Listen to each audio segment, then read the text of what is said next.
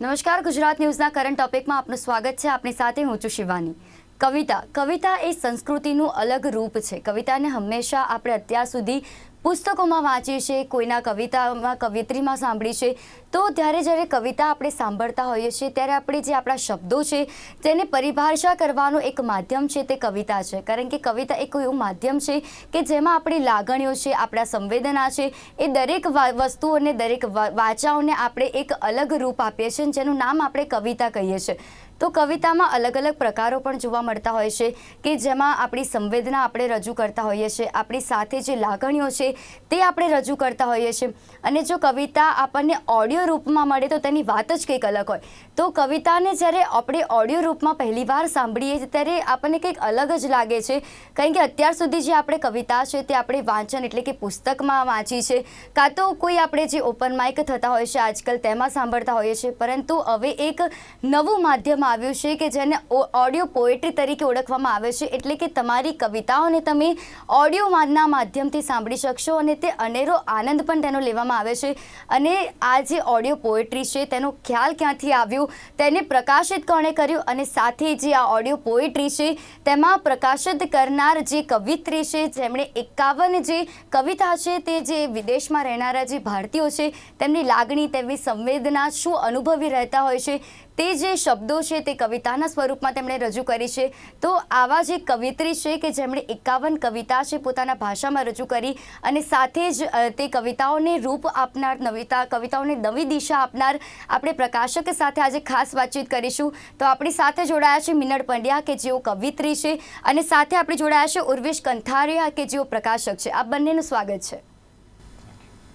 સૌપ્રથમ તો મિનળબેન, તમને હું પૂછવા માંગીશ કે આ કવિતાનો વિચાર તમને ક્યાંથી આવ્યો? કારણ કે જ્યારે કવિતા લખતા હોઈએ છીએ ત્યારે ઘણા બધા વિચારો મનમાં એક સાથે ચાલતા હોય છે, અને કવિતા એક એવું માધ્યમ છે કે જેમાં આપણે આપણી લાગણી છે, આપણી જે સંવેદના છે તેને આપણે શબ્દોના સ્વરૂપમાં રજૂ કરતા હોઈએ છીએ. તો તમને આનો વિચાર ક્યાંથી આવ્યો? આજથી લગભગ 50 વર્ષ પહેલાં જ્યારે હું અમેરિકા ગઈ ત્યારે થોડુંક તો ત્યાં નવું પણ હતું, બધા માટે જ નવું હતું, પણ મારા માટે તો એકદમ નવું હતું. એટલે જુદી જુદા જે અનુભવો થયા, જુદી જુદી જે લાગણીઓ આવી, સારી નરસી બધી જ, યુવાનીમાં ખૂબ એડવેન્ચર કરવાની જે બધી શક્તિ ત્યાંથી આવી, તે બધાનું જુદા જુદા સ્વરૂપે આ કવિતાઓમાં નિરૂપણ થયેલું છે.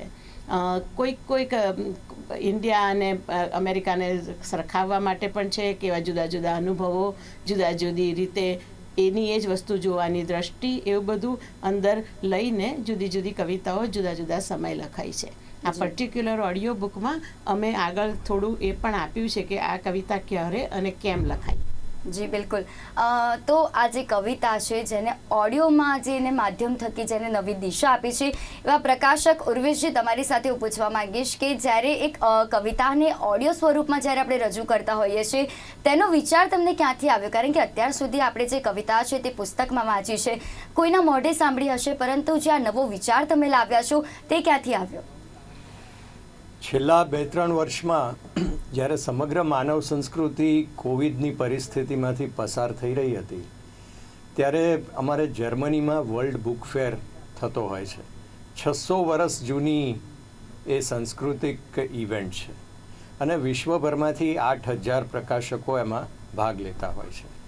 પરંતુ કોવિડને લીધે એ વખતે ઓનલાઈન હતી, એટલે કેટલાક પ્રકાશકો ભેગા થઈ અને પોતાની વાત કરતા હતા કે સમગ્ર અર્થતંત્ર બંધ છે, પુસ્તક કેવી રીતે ડિલિવર કરવું એ પણ એક પ્રશ્ન હતો. તો આ સંજોગોમાં પ્રકાશન ઉદ્યોગ કયા વળાંક ઉપર જાય છે?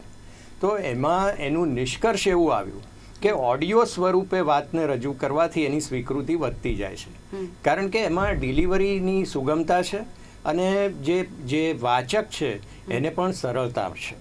એટલે જે નિષ્કર્ષ આવ્યો કે કવિતા એને ઓડિયો પોએટ્રી સ્વરૂપે રજૂ કરવામાં આવે તો ઘણા લોકોને રસ હોય છે. હવે નર્મદની કવિતા હોય કે દલપતરામની કવિતા હોય કે બાલાશંકરની કવિતા હોય, એ કવિતા તો શાશ્વત છે, પરંતુ એ વાચક જે છે એ જ્યારે એ બોલાય છે કવિતા અને એ સંભળાય છે ત્યારે એ આખો માહોલ જ જુદો છે, એ વાતાવરણ જુદું છે, એની અસર જુદી થાય છે. આ વાત અમને ખૂબ જ સ્પર્શ કરી ગઈ. એટલે 1.5 વર્ષ પહેલાં મિનળબેનને જ્યારે અમદાવાદ આવવાનું થયું ત્યારે એમણે વાત કરી પોતાની સંવેદનાની વાત કે જે ભારતીયો વિદેશમાં જઈને વસે છે અને એમની શું સંવેદના હોય છે. ત્યારે અમને થયું કે આ ઓડિયો પોએટ્રી કરવાનો ખૂબ જ સરસ આ વિષય છે. એટલે અમે રેકોર્ડિંગ કર્યું, એમની 51 કવિતાઓ સિલેક્ટ કરી. એ પ્રત્યેક ભારતીય જે વિદેશમાં વસે છે તેને સ્પર્શે છે. પરંતુ બધા જે છે, ખાસ કરીને હવેની જનરેશન, એ તો વાંચી નથી શકવાની, કારણ કે બધા ગુજરાતી નથી સમજી શકતા વાંચીને, એટલે પણ સાંભળીને સમજી શકે છે. એટલે આપણી સંસ્કૃતિની વાત આપણી સંસ્કૃતિ સુધી જ વિદેશમાં હોય કે દેશમાં હોય એ પહોંચાડવાની વાત લઈને અમે આ ચાલુ કર્યું. બિલકુલ. તમારી પાસેથી મીનળબેન જાણવા માંગીશ કે જ્યારે આ કવિતાઓને તમે તમારા શબ્દોમાં રજૂ કરતા હતા, જે વિદેશમાં જે રહે છે, અહીંયાના જે મૂળ ભારતીયો જે વિદેશમાં રહે છે, એમની લાગણીઓ છે, એમની સંવેદના છે, તે જ્યારે તમે તમારા કવિતાના સ્વરૂપમાં રજૂ કરી ત્યારે તમે શું અનુભવ્યું? એટલે શરૂઆત તો મેં મારા પોતાના શોખ માટે લખીને કરવાની કરી હતી, પણ જેમ જેમ એનું સ્વરૂપ વધારે ને વધારે સોલિડ થતું ગયું તેમ મને લાગ્યું, અને એકચ્યુઅલી અમુક લોકો સાથે વાત કરતાં પણ લાગ્યું, આપણે જેને હિસ્ટ્રી કહીએ છીએ તે યુઝ્યુઅલી હિઝ સ્ટોરી, એ પુરુષોના દ્રષ્ટિકોણથી લખાયેલું એક માધ્યમ હોય છે. સ્ત્રીઓના દ્રષ્ટિકોણથી અમેરિકાનો અનુભવ લખવાનો આ કવિતાઓમાં લગભગ પહેલો અનુભવ છે, જ્યાં સુધી હું જાણું છું ત્યાં સુધી. ઘણા લોકોએ ખૂબ સુંદર રીતે લખ્યું છે. આપણા વિદેશીની કરીને નામ ભૂલી ગયું, તેવા લોકોએ સરસ રીતે લખ્યું છે, પણ આ મારું પર્સનલ જે જર્ની છે એને રેકોર્ડ કરવાનું આ કવિતાઓમાં ઈચ્છા થઈ, માટે આવી રીતે એનું સંકલન કરેલું.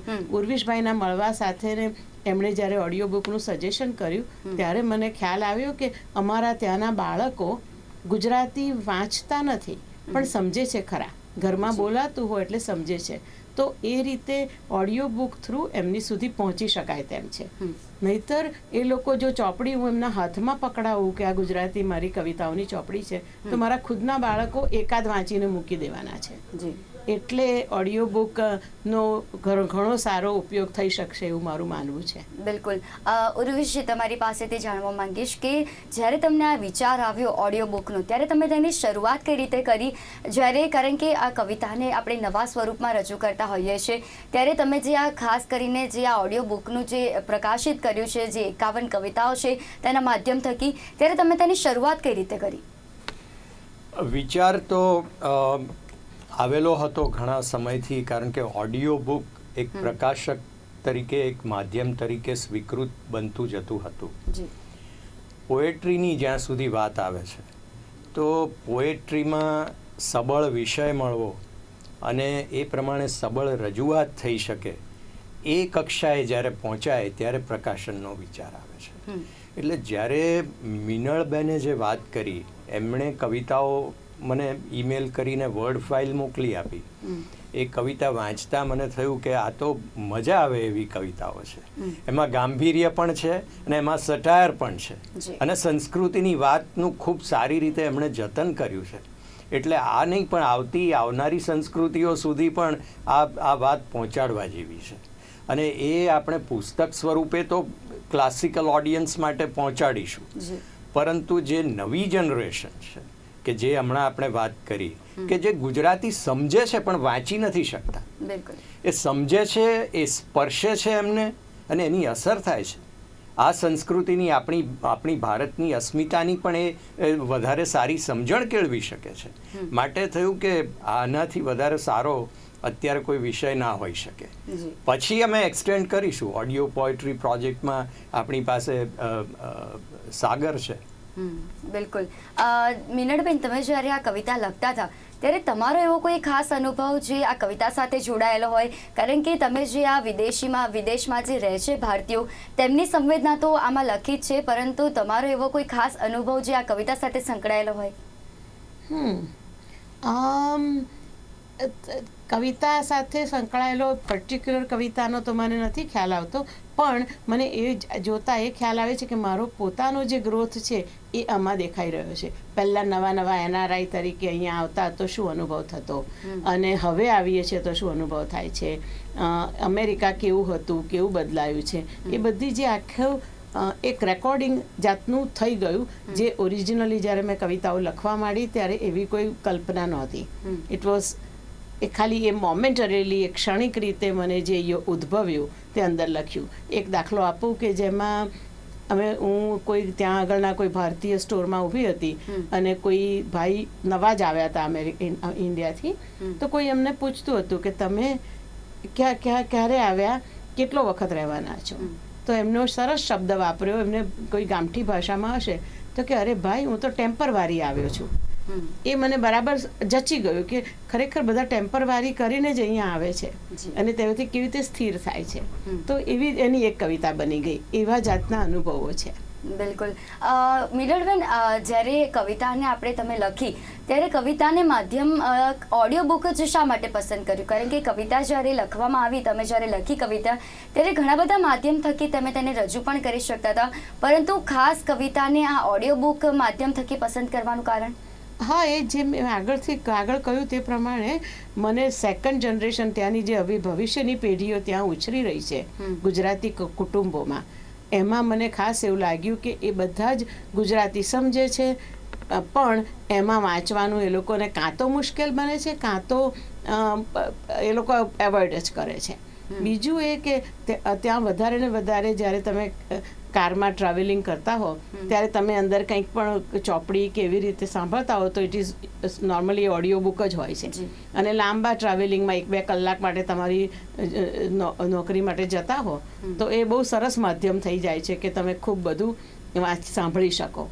એ રીતે તમે જોવા જાઓ તો ઓડિયો બુક ખૂબ યુઝફુલ થાય છે.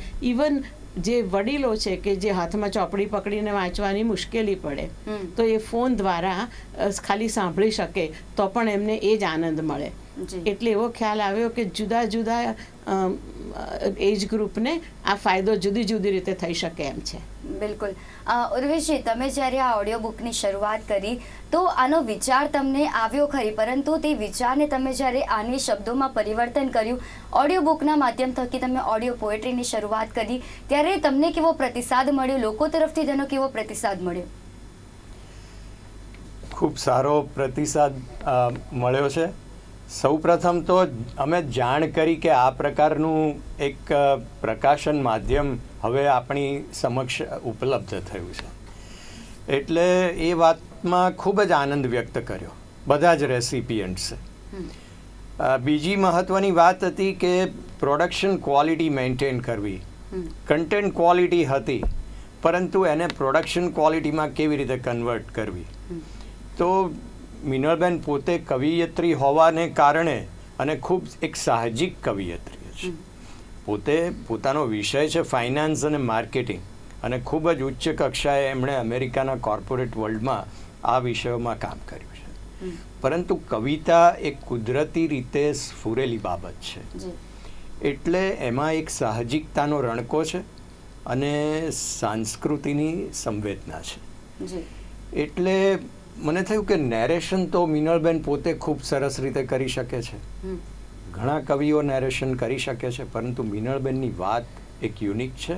પોતે નેરેશન કરી શકે છે અને હું પણ થોડું ઘણું નેરેશન કરી શકું છું. એટલે અમે બંને ભેગા થઈ અને 51 કવિતાઓ વ્યવસ્થિત રીતે સ્ટુડિયોમાં એનું સાઉન્ડ એન્જિનિયરિંગ સાથે પ્રોપરલી અમે કરી, અને એની સાથે એના પ્રિવ્યૂઝ, રિવ્યૂઝ, કે આપણને બધું સારું લાગે, પણ તુષારભાઈ શુક્લને સારું લાગે છે, કે ચંદ્રકાંતભાઈ શાહને સારું લાગે છે, કે મલ્હાર ઠાકરને સારું લાગે છે, કે શિવાનીબેનને સારું લાગે છે, ત્યારે એ ખરેખર એનો પ્રતિસાદ છે. તો એ પ્રતિસાદ પણ અમે સાંભળ્યો, એને પણ અમે સાંકળી લીધો ઓડિયો બુકમાં. એટલે એ વાચક કે એ શ્રોતા જ્યારે એ પુસ્તકને એ એપ્રોચ કરે છે ઓડિયો બુકને, ઓડિયો પોએટ્રીને, તો પ્રિવ્યૂઝ ને રિવ્યૂઝ પણ એમની સાથે છે. એટલે એ શું કરવા જઈ રહ્યા છે એની એમને ખબર છે. એટલે પરિણામે પ્રોડક્શન ક્વોલિટી અમે એક સ્ટેન્ડર્ડ લેવલે લાવી શક્યા, અને જેનો ખૂબ સારો પ્રતિસાદ અત્યારે મળી રહ્યો છે. જી બિલકુલ.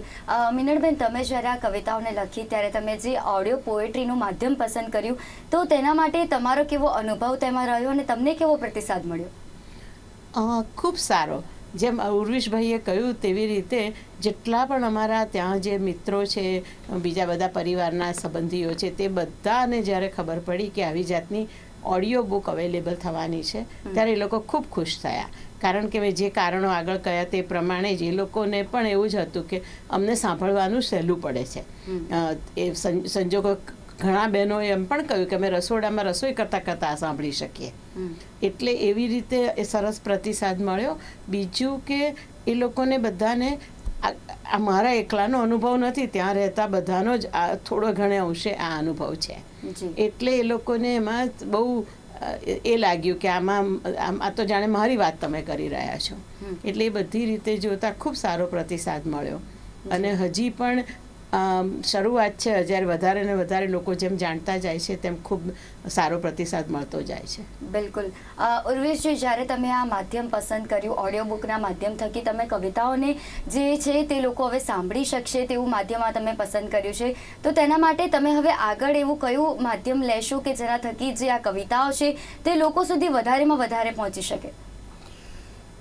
સાચી વાત છે. આમાં ટેકનોલોજી ઇન્ટિગ્રેશન ખૂબ જ અગત્યની બાબત છે. જી. અમે બેઝિક કન્ટેન્ટ લેવલનું ઇન્ટિગ્રેશન બહુ સારી રીતે કરી શક્યા, પરંતુ ત્યારબાદ ટેકનોલોજી ઇન્ટિગ્રેશન એટલે કેવી રીતના એનું પ્લેટફોર્મ ક્રિએટ કરવું, એ કેવી રીતે સરળતાથી બીજાના ડિવાઇસમાં એ ટ્રાન્સફર થઈ શકે, એ માટેનું ઇન્ટિગ્રેશન, ટેકનિકલ ઇન્ટિગ્રેશન કરવું, એમાં મેસેજિંગ સિસ્ટમ કેવી રીતના કરવી, ઓર્ડર્સનું એક્ઝિક્યુશન કેવી રીતે કરવું, આ બધી બાબતો ખૂબ જ મોટા પ્રમાણમાં, વ્યાપક પ્રમાણમાં ટેકનિકલ ઇન્ટિગ્રેશન માંગી લે છે. જેના માટે અમારે લગભગ 3 થી 4 મહિનાનો સમય થયો. અને અમે વિચાર્યું કે કોઈક બીજા પ્લેટફોર્મ ઉપર માત્ર એ અવેલેબલ કરવાથી એ કવિતા લોકો સુધી નથી પહોંચવાની. આપણે આપણી કવિતા, આપણી સંસ્કૃતિની વાત લોકો સુધી પહોંચાડવી હશે તો આપણે પોતાનું પ્લેટફોર્મ ક્રિએટ કરવું પડશે. મિનલબેને પણ એમાં મને ખૂબ જ એન્કરેજ કર્યો આ પ્રમાણેના થિંકિંગમાં. અને આજે અમારું પોતાનું પબ્લિશિંગ હાઉસનું પોતાનું પ્લેટફોર્મ ક્રિએટ થયું, અને જેમાં આગળ ઉપર આવી અન્ય કવિતાઓ, થીમ બેઝડ કવિતાઓ, આપણે કહીએ છીએ કે કવિતા એટલે આમૂલ પરિવર્તનનું અમોદ્ય શસ્ત્ર છે. એટલે સામાજિક, રાષ્ટ્રીય, આંતરરાષ્ટ્રીય સંજોગોમાં ઘણી વખત શસ્ત્ર કરતાં કવિતા વધારે કામ કરી જાય છે. એ ઇતિહાસે નોંધેલું છે. એટલે આ પ્રકારનો ખજાનો આપણી પાસે અખૂટ છે. એટલે એને સમયના આધારે કઈ રીતના, ક્યારે કયું કન્ટેન્ટ મૂકવું, એના માટેનું પ્લેટફોર્મ અમારું તૈયાર થઈ ગયું છે. જી બિલકુલ. મિનળબેન, કહેવાય છે કે જે કવિત્રી હોય છે, જે કવિ હોય છે, તેમની પાસે તેમના શબ્દોનો ખજાનોનો એક સ્વરૂપ આપવું, એક નવી દિશા આપવી એટલે કવિતા. તો જ્યારે તમે આ કવિતા લખી, જ્યારે 51 કવિતાઓ તમે જે આ વિદેશમાં જે લોકો રહે છે, જે ભારતીયો રહે છે, તેમની જે આ કવિતા લખી છે, તેમાં કઈ કઈ બાબતોનો તમે એમાં ઉલ્લેખ કર્યો છે? ઘણી બધી વાતોનો ઉલ્લેખ કરેલો છે. હું તમને થોડા એક્ઝામ્પલ્સ આપું કે અમેરિકાના નવા ગયા ત્યારના અનુભવો, અમેરિકામાં ત્યાંના લોકો સાથે જ્યારે તમારે ઇન્ટરેક્શન કરવાનું મારે આવ્યું તેના અનુભવો, પાછા ભારત આવતા જ્યારે ફરીને ત્યારે ભારતના અનુભવો, અને અમુક કમ્પેરિઝન. એક દાખલો આપું કે ત્યાં આગળ થેન્ક્સ ગિવિંગ કરીને એક મોટો તહેવાર જે હોય છે કે જેમાં એકબીજાને આભાર માનવાની એ છે. તો એમાં મને ખ્યાલ આવ્યો કે આપણી સંસ્કૃતિનો મારે કેટલો બધો આભાર માનવાનો છે. જે ઘણી બધી ઝીણી વસ્તુઓ ત્યાં જોઈએ. દાખલા તરીકે કે પરિવારો ત્યાં તૂટતા જાય છે, તો અહીંયા આગળ જે આપણા પરિવારોની સ્ટ્રેન્થ છે એ આપણે અત્યાર સુધી હું માની લેતી કે આવું જ હોય, પણ જ્યારે બીજું જોઈએ ત્યારે ખબર પડે કે આ કેટલો સરસ આપણો સંસ્કૃતિ છે. નાની નાની વાતોમાં કેવું સરસ આપણને આજુબાજુથી મળ્યું છે ઓસ્મોસિસમાંથી, કે જેના કારણે આપણે અમુક પ્રકારનું જીવન જીવી શક્યા છીએ. એટલે એ બધો ભાગ, જેમ એ થેન્ક્સ ગિવિંગ વખતે મેં એક કવિતા જે લખી છે તે એના ઉપર છે કે ભાઈ હું સંસ્કૃતિ અને આપણા દેશનો આભાર માનું છું આખો. એવી રીતે એટલે તમે જેમ કહ્યું તેમ જુદા જુદા વિષયો અહીંયા આવ્યા ત્યારે અમુક વખત ઘણા બધા સબ્જેક્ટ્સ એવા છે કે જે લાઇટ છે. ફોર એક્ઝામ્પલ, અહીંયા આવીને જોયું હોય કે ભાઈ હવે બધા ફ્લેટ થતા જાય છે, તો આખો જે પોળોનું જે કલ્ચર હતું તે કેટલું બધું બદલાઈ ગયું છે. તો 2-3 કવિતાઓ એના વિશે છે. એવી રીતે જુદા જુદા અનુભવો જુદી જુદી રીતે જ્યારે થાય. બાળકોને ઉછેરવાનો એક મોટો એ હતો. એકચ્યુઅલી મારી એક આખી ચોપડી ઇંગ્લિશમાં જે છે તે અબાઉટ ઇન્ડિયન પેરેન્ટિંગ બુક કરીને છે કે આપણું કલ્ચરલ પેરેન્ટિંગ કેવી રીતે ત્યાં આપવું. તો એ મારા બાળકો જ્યારે હું ઉછેરતી હતી ત્યારે મને જે ઝીણા ઝીણા અનુભવો થયા કે અહીંયા આ કરી શકાય છે, ત્યાં નથી કરી શકાતું, એવી રીતનું. એમાં એવી પણ 2-4 કવિતાઓ છે. તો મિનળબેન, તમારા દિલની એવી સૌથી નજીક હોય એવી કોઈ કવિતા કે જે તમે આ 51 કવિતાઓમાં રજૂ કરી હોય? ઇટ્સ હાર્ડ ટુ સિલેક્ટ, પણ હું તમને એક કહું એટલે વાંચ્યું એમ તમે. જી. લગભગ 50 વર્ષથી હું ત્યાં છું. તો આ પહેલાંની આની આગળની જે કવિતા છે તે કેવા હતા અમે અને કેવું હતું અમેરિકા, એ બીજું છે. આ હું અત્યારે જે વાંચું છું તે આ છે, કેવા થયા અમે અને કેવું થયું અમેરિકા. વર્ષો વીતતા ગયા, ખબર ના પડી. અમે બદલાતા ગયા, ખબર ના પડી. ભૂલ્યા અમે વાયદા નહીં બદલાવાના. દ્રઢ માન્યતાઓ લાવ્યા હતા જે સાથે, ઢીલી પડતી ગઈ ક્યારે, ખબર ના પડી. સ્વદેશમાં પરદેશી બન્યા ક્યારે, ખબર ના પડી. પરદેશ પોતીકું થયું ક્યારે, ખબર ના પડી. અમેરિકા પણ બદલાતું ગયું, ખબર ના પડી. લાગતું હતું જે ચમકીલું, ચમકાટ એ ઘટતો ગયો ક્યારે, ખબર ના પડી. બિનજરૂરી લાગતી હતી જે સુવિધાઓ, ટેવાયા એ સૌથી ક્યારે, ખબર ના પડી. બાળકો અમેરિકન બની ગયા ક્યારે, ખબર ના પડી. થતો હશે ક્યાંક અન્યાય અમને કે જાતિભેદ કે રંગભેદ, પણ અણજાણ અમે એવા કે ખબર ના પડી. હવે બન્યા બુદ્ધિમાન અને થોડા ધનવાન, પણ જીવન ક્યાં વહી ગયું, ખબર ના પડી. જી, ખૂબ સરસ. ઉર્વેશભાઈ, તમે જ્યારે કવિતા મિનળબેને એમની 51 કવિતાઓ તમારા સમક્ષ રજૂ કરી, ત્યારે તમને એવી કોઈ કવિતા કે જે તેમને ખાસ પસંદ આવી હોય? મિનળબેનનો પર્સપેક્ટિવ અમેરિકામાં રહેતા ગુજરાતીઓની સંવેદના છે. મારો પર્સપેક્ટિવ ભારતીય સંસ્કૃતિની વાત એ કેવી રીતે પ્રકાશિત થાય છે આગળ સકારાત્મક રીતે, એ હતો. એટલે મને પર્ટિક્યુલરલી એક મિનળબેનની કવિતા જે મને ખૂબ જ ગમે છે, એનું ટાઇટલ પણ એમણે બહુ સરસ આપ્યું છે, સંસ્કૃતિ. ઘર ઘરમાં જ્યાં પ્રથમ રોટલી ગાય માતાની વણાય, એ સંસ્કૃતિ છે અમારી. કર્તવ્યોની થાય પ્રશંસા, ના અધિકારની ભાષા, એ સંસ્કૃતિ છે અમારી. કુટુંબની જ્યાં કલ્પના લાધી, ત્યાગની કરી તપસ્યા, ધર્મ મોક્ષની મર્યાદામાં અર્થ કામને બાંધ્યા, એ સંસ્કૃતિ છે અમારી. અણજાણી મહિલાને પણ જ્યાં માતા કહીને બોલાવે, પરિવારની પ્રગતિ અર્થે નિજ હિત જ્યાં ભૂલાવે, એ સંસ્કૃતિ છે અમારી. જીવનને જ્યાં આદર્શોથી સિંચે હર એક મમતા, માતા પિતા ગુરુ તો સમજ્યા, જ્યાં અતિથિ દેવ ગણાતા, એ સંસ્કૃતિ છે અમારી. આ વાત ખૂબ જ સ્પર્શી ગઈ. અને 51 કવિતામાં માત્ર ઓબ્ઝર્વેશન નથી, પણ મેસેજ પણ છે, જે બહુ જરૂરી છે. બિલકુલ જી, બિલકુલ. ઉર્વેશજી અને મિનળબેન, આપ બંને અમારી સાથે જોડાયા તે બદલ આપ બંનેનો આભાર. Thank you. આપનો આભાર. તો પોતાના શબ્દોને કવિતામાં રજૂ કરનાર એવા મિનળબેન સાથે આપણે ખાસ વાતચીત કરી, અને સાથે જે એક નવું માધ્યમ છે, કવિતાને અત્યાર સુધી આપણે પુસ્તકમાં તો વાંચી, પરંતુ તેને નવા માધ્યમમાં એટલે કે ઓડિયો પોએટ્રીના માધ્યમમાં રજૂ કરનાર એવા પ્રકાશક ઉર્વેશ કંથારિયા સાથે પણ આપણે ખાસ વાતચીત કરી. હાલ કરંટ ટોપિકમાં બસ આટલું જ. ફરી મળીશું નવા વિષયની સાથે. નમસ્કાર.